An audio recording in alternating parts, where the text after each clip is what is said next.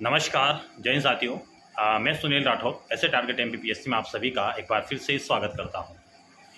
साथियों, एमपीपीएससी के द्वारा एमपीपीएससी प्रीलिम्स 2026 का फाइनल आंसर की रिलीज़ कर दिया गया है और मैं एक ख़ास बात आपको इस शॉर्ट वीडियो के तहत बताना चाहूँगा।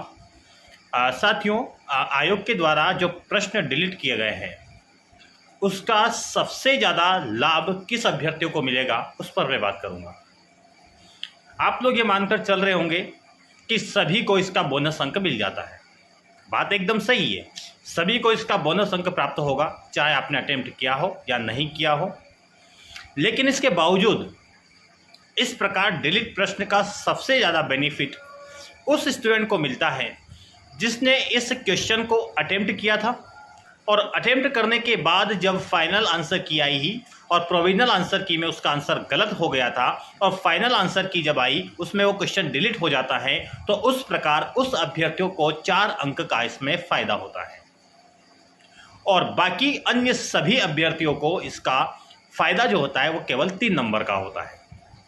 तो ये बात आप समझ पा रहे होंगे, वह स्टूडेंट जिसने अटेम्प्ट किया था, जिसका प्रोविजनल आंसर की में गलत हो गया था, उसे 4 अंकों का फ़ायदा होगा बजाय अन्य विद्यार्थियों के जिन्हें 3 अंक का फ़ायदा हो रहा है।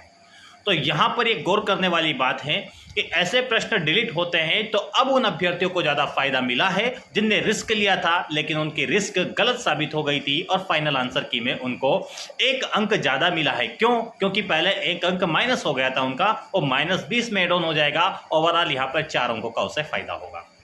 तो आप लोग भी देख लीजिएगा, जैसे सी सेट में भी एक प्रश्न को डिलीट किया है, एक आपका जीएस 1 में डिलीट किया है, तो यहाँ पर 2 अंक बढ़े हुए हैं इस अभ्यर्थियों के जिन्होंने दोनों का अटेम्प्ट किया था, अगर दोनों जिनके गलत थे तो।